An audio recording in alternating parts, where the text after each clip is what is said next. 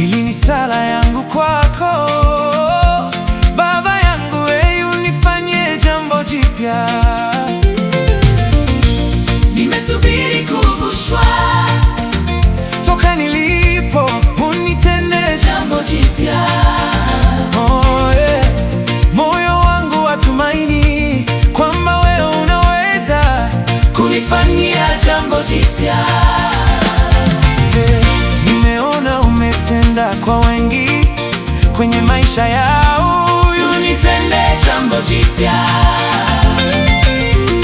Nimeona umeinua wengi kwenye maisha yao, unitende jambo jipya.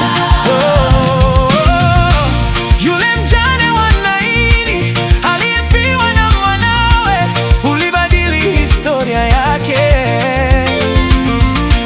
Lazaro siku 4 kaburini, hili si jambo la kushitua, ulishangaza Mafarisayo. Mwanamke aliyetoa damu miaka 12, ulibadili maisha yake. Unitende, aliyepoza yuko kule, anasubiri muujiza wako. Yesu nakuomba, unitende.